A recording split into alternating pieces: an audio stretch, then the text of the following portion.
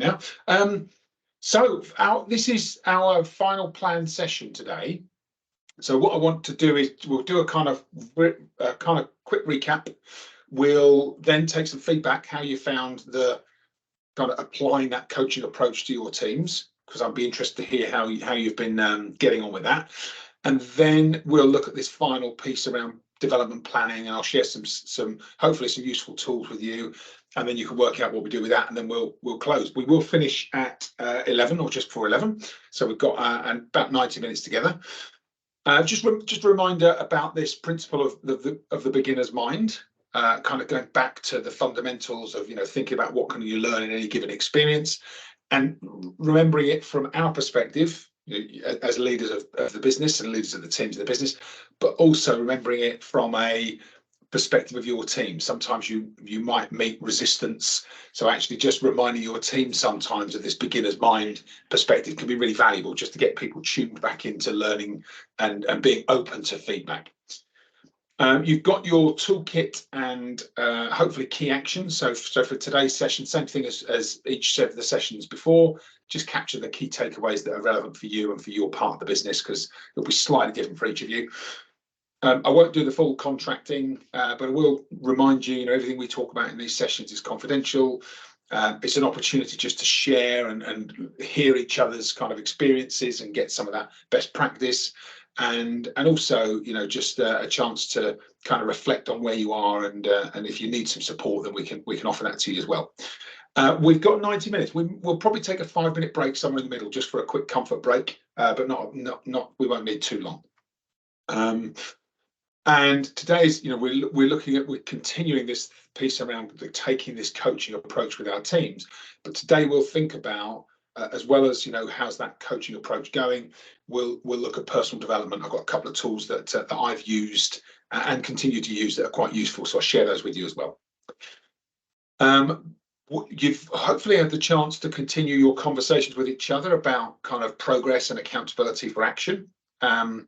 And whilst I know we haven't got everybody with us today, my kind of request is that if you can kind of continue these, if they're useful for you, continue these conversations with each other, because they'll really help you to just maintain this focus on, okay, am I still coaching? Am I making the most of the tools and the skills that we developed over the series of these workshops that we've been running together? And then, of course, thinking about, on a regular basis, the continuing kind of key actions. What are your key actions that you should be working on, not just in your role and in your business, but from a leadership development, team development perspective? How do you help each other make progress, and what's that frequency of review? I think I told you I work with there's a coach that I work with, and he and I do this. We have this accountability relationship. So if we meet, it is every week. He's been on holiday last week, so it'll be 2 weeks, but we meet every Friday at about 2 o'clock. And it is an opportunity just to kind of reset, right? What were your goals for the week? How did you perform against them? What are you planning for next week? What support do you need? How are you going to be held accountable? And it can get quite hasty, some of the conversations. And we do that as a kind of mutual peer accountability relationship, so that it can be really valuable for you when you have someone that's your peer in the business that you help with accountability. We talked about toolkit, but that action track is a really good place to kind of capture your thoughts, keep things on track, have a single place to go back to where you can kind of go, right, this is my kind of plan for the updates and progress I want to make for myself and for my team. Okay. I'll put this in the slide deck because I'll send this to you afterwards. These were the kind of key elements that came up, the key things that came up when we first met, like 4 or 5 months ago, where we said, right, what are the things we're going to work on together? These were the things that you were looking at integrating into your roles. And I think, hopefully you will start to see this list and think, yeah, we are getting better at that. We're managing each of those different challenging situations with our team, but we'll find out in the conversation shortly. And then this is the roadmap. I won't go through the full roadmap, but this is what we've covered. So we've been through all of these different elements throughout our program. I'd like to recap today on how you're finding the coaching, and then we'll look at this final piece around creating a bigger picture for your teams and for yourselves, and development planning, and creating the space and the tools to do that development planning effectively. Don't know if succession is as relevant for our session today, but we'll pick that up as we go through and see if it's something you want to look at. Okay, so last time when we were together, we had a full day and we looked at these two components of the model. We looked at action and observation. So the teams doing the action, us creating some space to observe them working at their best. And then from there, this opportunity to coach for change. And we talked about the principles of coaching. You know, it's more around questioning and listening than giving advice. There are times we might have to give advice, but most of the time, if we can take a coaching approach, it's much more effective in getting the other person to become responsible for change. And that's why we coach instead of tell. It's just much more, and not just in work relationships, but you might find it in personal relationships. You might find it, you know, whether it's friends or family. But that coaching approach, that question-led, can be really effective. It just you'll find you get much better engagement from people, and much more willingness to change if you take a coaching approach. And in particular, we looked at the GROW model, and this is kind of the gold standards, really simple approach. So I'm going to come to you for a bit of a test. So we've got the GROW model. We've got the four letters of the model that we ask questions around. Can anyone remember what the G is when we start the GROW model? Goals. Goals, Guy. Well done. First point to Guy. Yeah, goals. So we start with the goal in mind. What are you trying to achieve? That's the first question. Yeah, good. Thanks, Guy. Then there's the R. Anyone remember what the R is?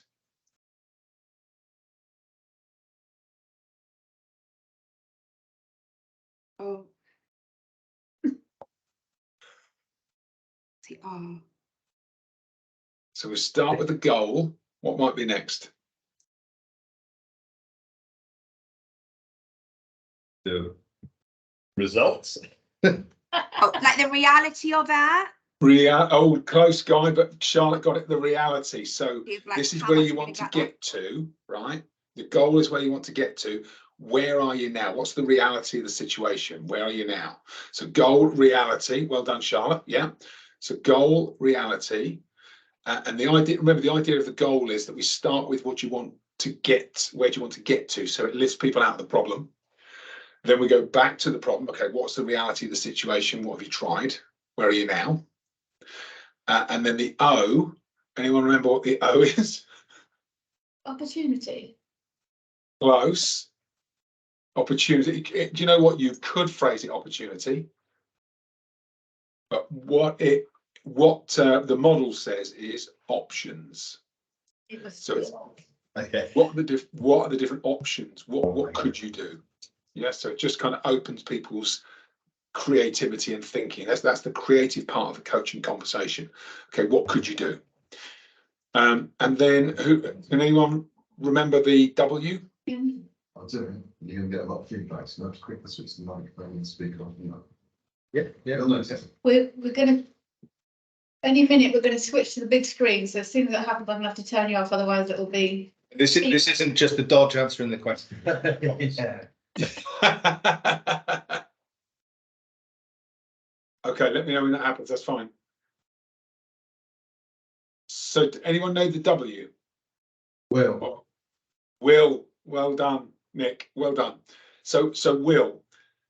And the whole. I'll let that switch happen. Hold on a sec. Woo. Ah. Right. There we I'm are. going to leave. Excellent.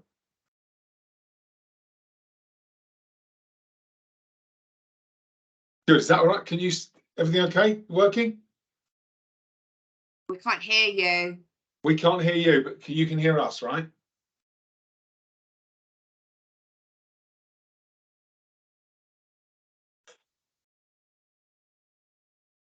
Yeah, we'd still keep trying. Keep talking, Guy. We can't hear you yet.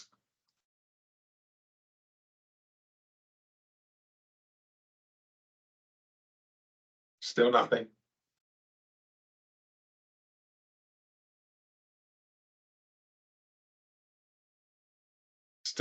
You're still very quiet. I don't. Charlotte, do you do sign? No, I don't know. Can't hear you. I could see Guy was Okay. quite animated. Charlotte, I can see Charlotte's hand moving, but I don't read sign language, so I couldn't work out what I was saying. So I think you may have a problem. You got a problem with Mike your end, I guess, on the big screen. Okay.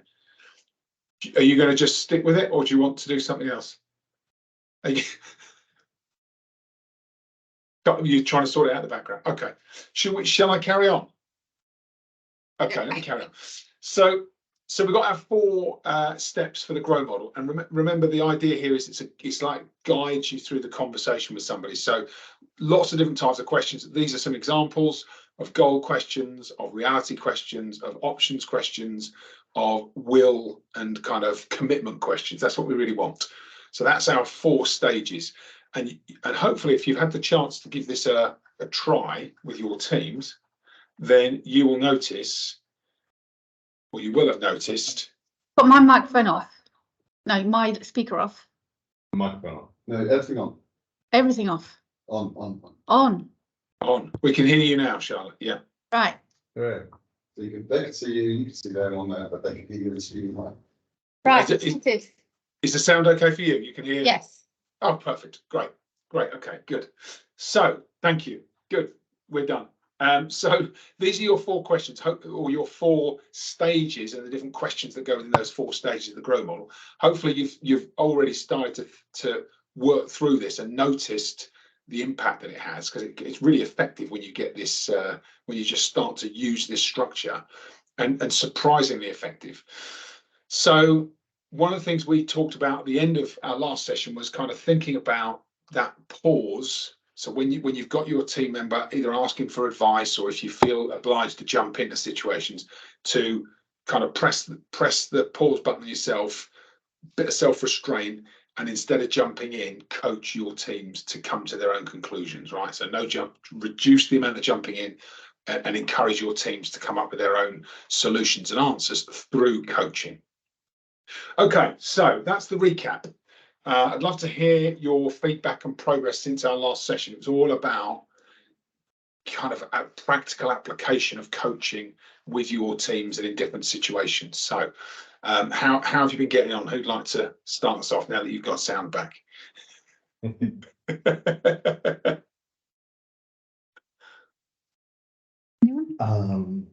I had some good progress using it immediately after our last meeting. Yeah. And I've realised in the last probably 2 weeks, I've definitely backslid on it. Through just trying to do a few kind of pick up appraisals and catch up meetings and that sort of thing, while juggling a load of other stuff. And so definitely found myself in those conversations and kicking myself while I was doing it, sort of jumping in more, being, there are a few conversations where I sort of had to jump in to be like, yeah, not sure how I can phrase in the growth structure what you were talking is absolute nonsense. But so when I started that, then I found myself, once I'd done it once in that conversation, I was like, halfway through it, I was like, oh, and now I'm jumping in too much. So I need to kind of review these. My lesson is I need to review these before I have these sort of catch-up meetings, because definitely that's what, remind myself of them, because they went really well when I did them initially. And yeah, just the house of cards came tumbling down in the last quarter. Probably spinning too many plates, I think, is part of it. And it is a bit more difficult when you're under time pressure. It feels the temptation is, let's just jump in and give direction because it's quicker. Yeah. And I think short term it is, but in the mid to long term, it actually starts to create this dependency on you for answers and on you to continually rescue people. Whereas by just continually refocusing on coaching, you just build that. I talked about handing the baton over, right? This is in these conversations when people come to you with problems, or you're talking about ideas, or you're trying to get something done. the more directive you are, the more you're holding onto the baton. It's like your responsibility to make sure it gets done, even if your team member's doing it. You end up kind of being the one that's right. Well, where are you with that? You know, how's it going? Did you do what I said? And you know, that kind of much more directive approach. Whereas when you can switch to coaching and kind of say, right, what do you think you need to do? Okay, how will I know you've done it? When will you update me? How often should we check in? What can you do to be more proactive to keep me informed? All of those questions that you ask, just switch. You're constantly switching from you holding the baton to giving it to your team. Right, it's your turn to pick this up. It's your turn to pick this up, and that switch is what makes it more, gives them more responsibility, and makes your job as a leader more effective, because you're not having to spin so many plates, because you're handing responsibility over to your teams. But it does, you're right, Guy, you've experienced what I experienced when I first started introducing a coaching approach, that it's really easy to slip back into your previous habits, you know. So it does take a bit of effort to remind yourself. So what Guy, thanks for being first on that. What do you think you need to do to remain present of it?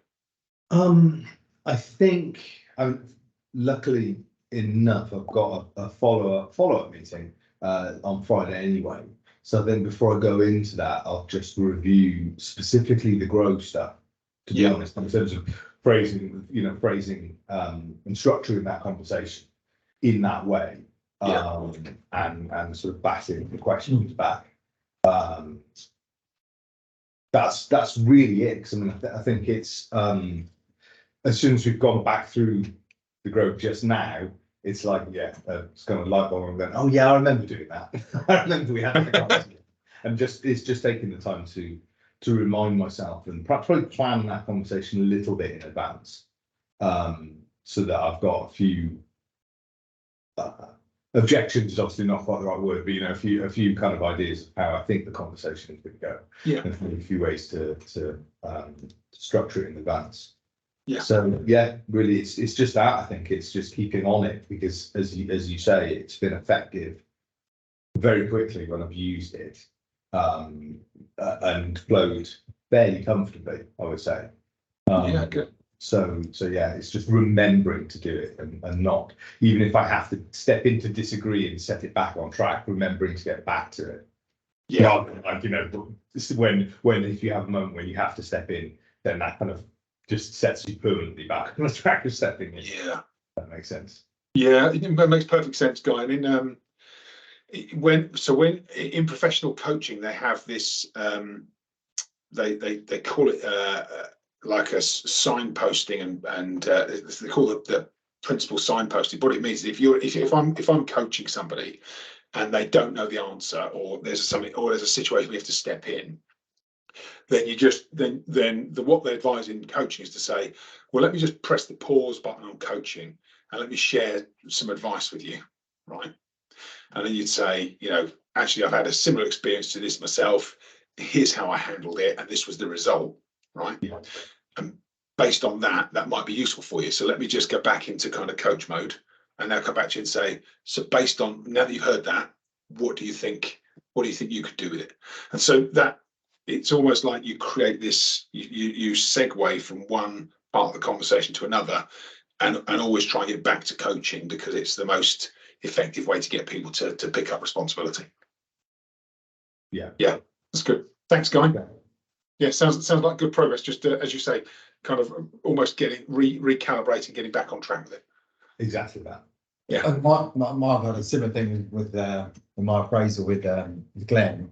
I certainly, I've definitely tried to show more restraint, because it's so easy just to manage it and just take over and just sort of just remove somebody from the equation, but rather just letting them sort of breathe and take in what you're saying, and for them to reply and engage with it, rather than me just to, you know, bamboozle. But you know, I've become so much more aware of those situations now. You know, I definitely take a few breaths before I then get involved in trying to you know, direct and try and let that person be more, you know, more involved. but yeah, I can definitely see the change in how I behave, and certainly, and that's even in my day-to-day relationships as well. Really important, having those things just to think about things a bit more rather than just be, just go bolting in. So I think that's I've definitely seen a definite change in the way I behave. That's good. Thanks, Nick. Good. Yeah, good feedback, Nick. Thank you. And well done because these, it's always a bit of a leap of faith when you start to try these things, isn't it? Just because I said it's going to work doesn't always mean it will. So thank you for trying it. And it sounds like you're noticing a real improvement as well. Yeah, definitely. It's really made a difference. Yeah. In not just like I say, not just at work, just outside of work as well. I think it really has made a big change, I think. Yeah, I bet you it's interesting because I don't know if you've noticed this, but when you start to create those pauses and ask more questions and try and listen a bit more, you notice how that's not natural for so many people. And you'll notice more and more how a lot of people default is just to, like a machine gun rattle, talk at you, and not create that space and not be comfortable with a bit of silence and not really listen to what's being said. And if you start to tune in, it gives you a real advantage in lots of different situations, because you become much more aware, you get much closer to people, your relationships strengthen because people want to be heard and listened to. So Charlotte's laughing. Come on, Charlotte. Laughing at Leanna's dog. Leanna's dog trying to knock her off the chair.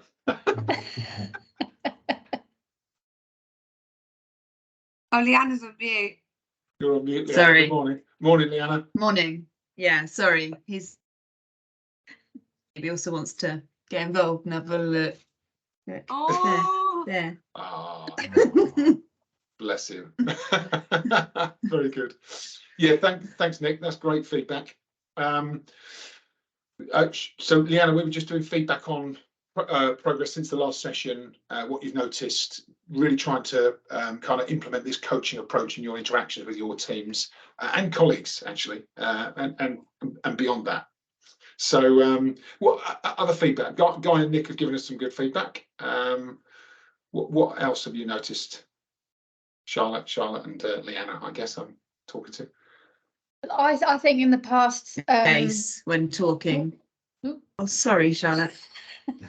I was just going to say in the past, so we meet with our teams every quarter, and it has been very much stop doing this, start doing that, and yeah, okay, yeah, and then it doesn't really happen. So the latest catch-up meeting I had was a couple of weeks ago, and so I was trying to a bit more of the make them think it's their idea kind of thing, put the idea in their heads, because I think looking back at previous meetings, and so we make a note of any actions, they were pretty much the same actions every time, because it was like yeah, no problem, yeah, that's fine.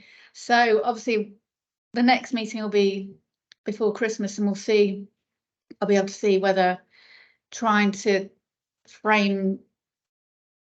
get the person in my team to do what I want her to do by making her think she's decided to do it. We'll see if that's worked. But yeah, I obviously haven't seen the results of it yet, but I took that technique in the last appraisal meeting. Okay. And how was it received, Charlotte? Well, the thing is, it's always, I think she's just trying to get the meeting over and done with. So it's agree. But I think, this person, she tends to cover up for other people's errors, Right. or not necessarily errors, but people trying to get away with stuff, and she covers for them. And I think I did manage to get her to realise that the only person who that reflects badly on is her, because it's like, why has that happened? And if she had said, oh, so-and-so's doing this, it would have come to light at the time. Whereas she's kind of the first point because she's involved in order entry. And so if something's not right on our system, she's the first person people point the finger at. So I think I got her to think about the situation differently.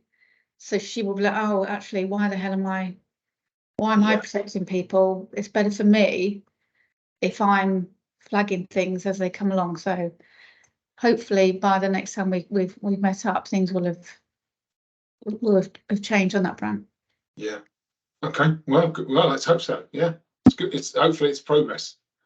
Yeah. That's what we want, right? Progress. Yeah. Very good. Thanks, Charlotte. Leanna, you were going to say something. Yeah, I'm still very much working on giving space for people to talk. I don't like the awkward silences, so I feel them. But I'm working on that. But definitely, I have noticed a difference there, just kind of holding off, outside of work as well, and letting other people talk, and fill the space, and also still been kind of using, trying not to abuse the credit debit the emotional bank account analogy. But yeah, I've noticed that comes into play a lot, where I just think, oh, dude, that's a good thing to do for future. Keep that one stored. Yeah, make it mental note to self. I've got credit in the bank. Yeah. Yeah. Yeah.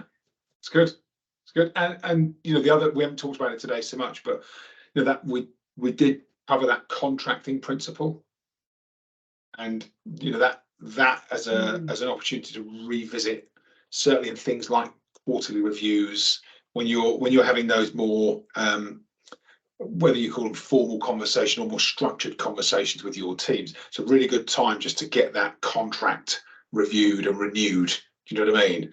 About how you work together, the commitments to each other, your commitment to your teams. It's a really nice way to almost re-establish it every time that you have those more structured conversations with your teams. It's good. Yeah, thanks, Leanna.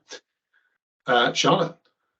Yeah, I think really thinking more about, like, before, it's really interesting, obviously, everything we've gone through on the course, like before we have, so like when we've had like catch-up meetings, that actually thinking more before, like I wouldn't say like I'm the biggest thinker into things, so I'll sort of like just sort of, I have an idea of what I want to say, but I'll come and, so I think it's really important, and it makes it really beneficial and get more it's more results driven, isn't it? If you go in with these things like the contracting and being able to have more of a plan of action when you're in the meeting and discussing things without sort of, because sometimes, like, I agree, you can have sort of a bit of an issue, go into it and try and raise that issue, but not actually get to the bottom of it.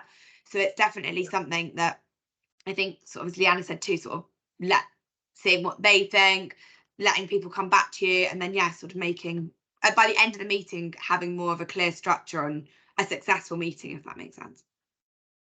Yeah, creating some time to give yourself the preparation so that you feel more in control and there's more structure and focus in those discussions. Yeah, good. And this, I'll encourage you to support each other, to keep reminding each other about this, coaching approach, question led. It's a real investment up front to give yourself so much more kind of confidence and influence as a leader going forward.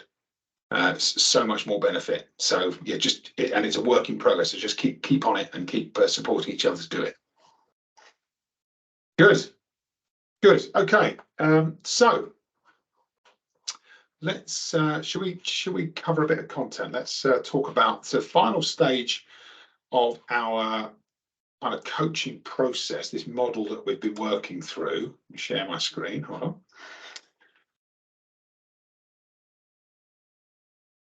The final stage, so we followed this model, COACH, so contracting, objectives and goals, action and observation, coaching for change, and then the final, the H, is heroes in the making. This is about trying to think bigger for the aspirations and potential for our teams.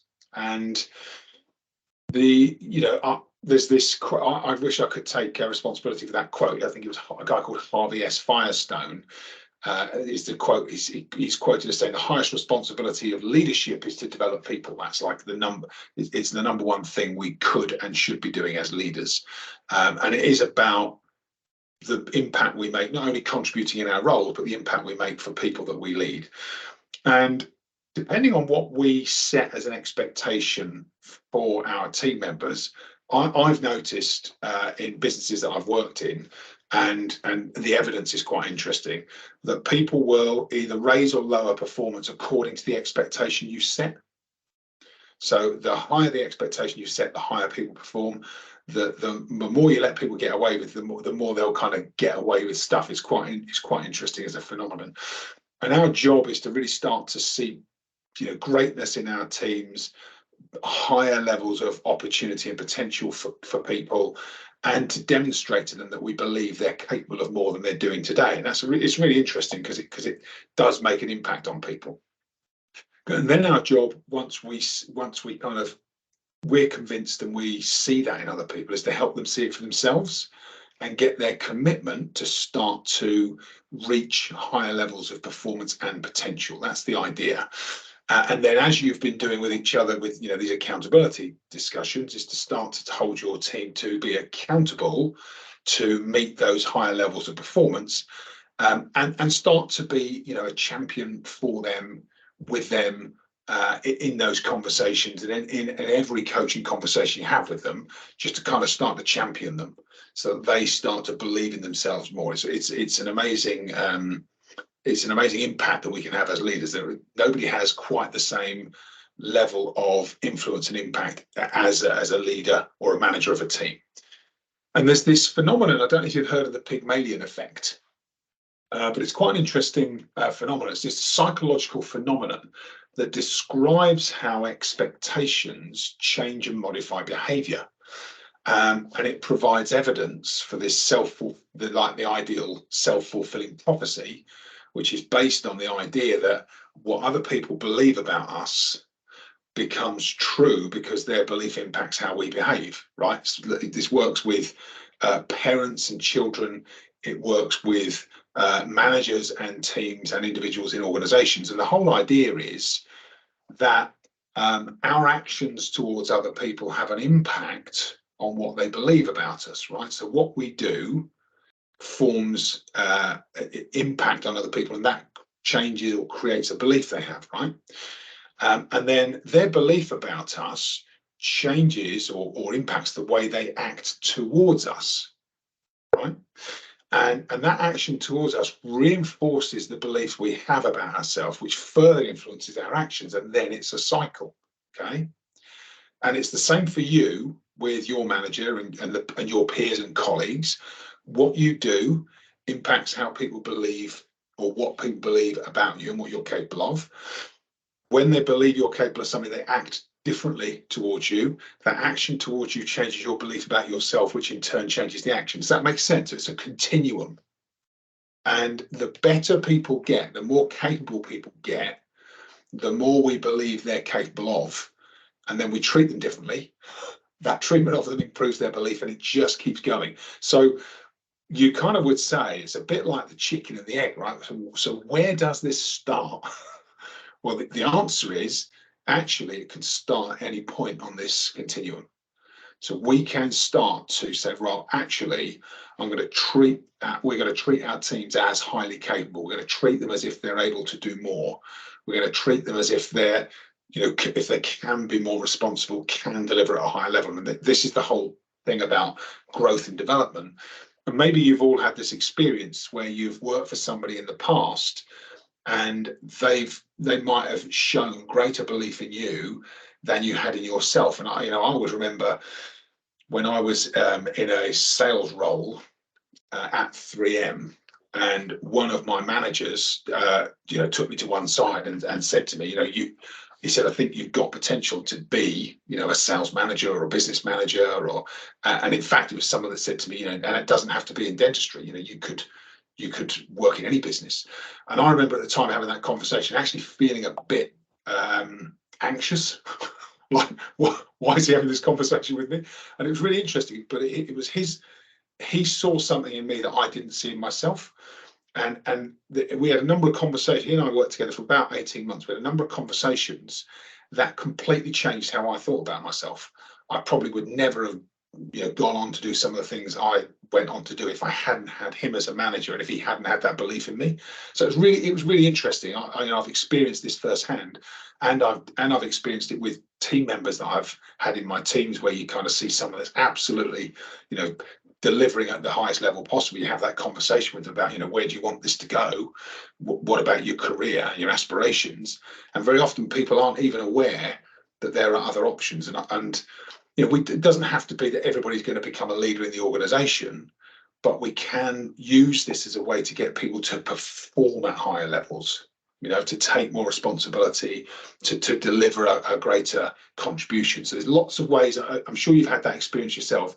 And as managers now and leaders of your teams, you've got that opportunity to help your teams to think and act at a higher level through those conversations. So that's the theory and the principle. Practical application. This is something I have found really useful in the past. So to have monthly reviews with your teams, even if they're short check-ins, but the monthly review is about your leadership of that relationship with that person, and being able to, on a monthly basis, get back to core expectations, delivery, performance, and review it. So you're not just reviewing, have they done X, Y, or Z, but it's about performance, about them and their performance in the business and in their role. And every time an opportunity to renew your contract and agree your contract going forward, and also have a simple agenda for those meetings. Really simple agenda that is going to give you and that person that frequency and the rhythm that then improves kind of a performance-based conversation. And then quarterly, one of the things that I've found is really valuable is to go, the PDP is personal development plan. So on a quarterly basis, talk about them and their development, and how they're improving. So it's not just about performance, it's about how they're improving and progressing against that plan. And then regularly, i.e. quarterly, challenging them to unlock their highest potential, to start to think about how much more could they be doing, how much higher could their contribution be, and holding them accountable. And then, of course, from a leadership perspective, being open to feedback from your teams and acting on that feedback, so that you kind of keep that open dialogue to get going. And as Leanna says, reinforces that emotional bank account. You continually get those deposits through that feedback, and being a positive role model for your teams, because people will, we talked about this earlier in our kind of sessions, people will follow your example. So, even if you're telling them to do something, if they see you do something that's at odds with what you're telling them, they'll follow your lead, not necessarily your instructions. So we have to be role models for people. And then we think about kind of goal setting. So we've talked about objectives before, clear objectives, expectations, but then there's something about goal setting for individuals and personal development. And I love this quote by this guy, Jim Rohn. He's one of the very early kind of success coaches and mentors from the US. But the ultimate reason for setting goals is to entice you to become the person it takes to achieve them. I love that. It's about your development and capability. And I've got a couple of tools that I've used and continue to use. These are in your toolkits. One of them is what we call a strategic career development plan. So it starts to put together on a single page a plan for you or your teams to have this kind of long-term document that says this is what I'm trying to achieve from a career perspective. And in your toolkit, there's a couple of plans. There's a blank one, which is the same one here on the left, and then there's an example plan with some example kind of content in it. And it's at the top, it talks about your professional profile. Then it talks about the things that are important to you. So in your career, personally, in your life, the skills that you have developed, the experience that you've got, and the current job skill needs, the things that you need to do today. And then it's got career interests, next job, midterm, long term. And then it's got this kind of simple development planning action content here. And I don't know if you've heard of the 70-20-10 principle for development planning. It's quite common in larger organizations where they talk about 70% of your development happens doing the job. So you're learning as you're doing the job. That's the 70%. 20% of your development happens through networks, mentors, working with other people and learning from peers. And then 10% of your development happens through formal courses like the program that we've been working through over the last few months. So that's the kind of way that structured development is kind of thought about in large organizations, 70-20-10. And then so it's a way to capture in there, okay, well, if I was going to be intentional about those three elements, how would I make sure that I did that as part of the role and my plan? And then the final bits in here, what do I dislike doing? So that's can be quite useful to say, actually, what's the stuff that I don't want to be doing in the future in a role, and then what's your unique selling point, what makes you special, and think about that as a way to capture it.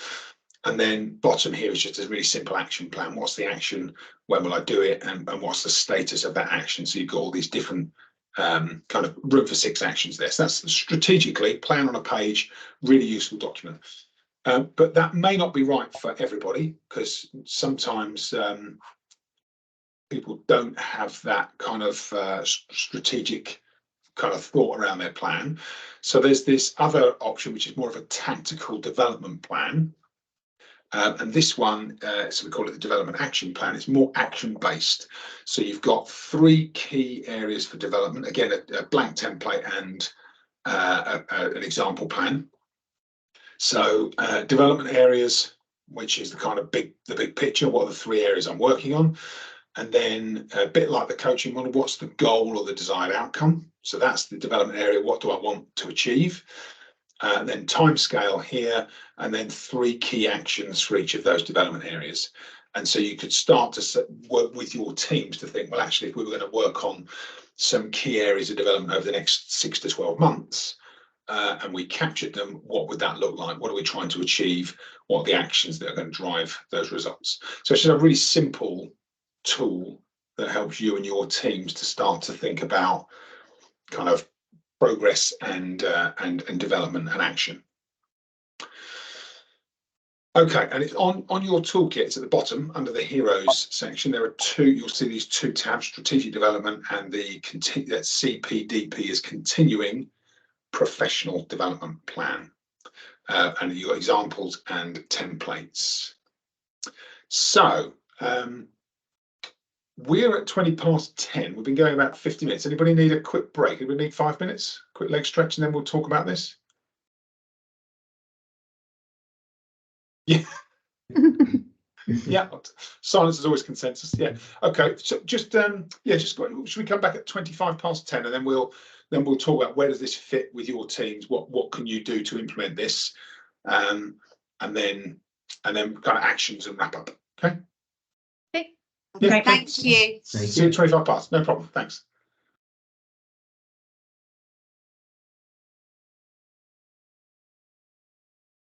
Oh, that's very close up. Well, in that case, nobody swear at the team because we can still be seen. The camera's still on.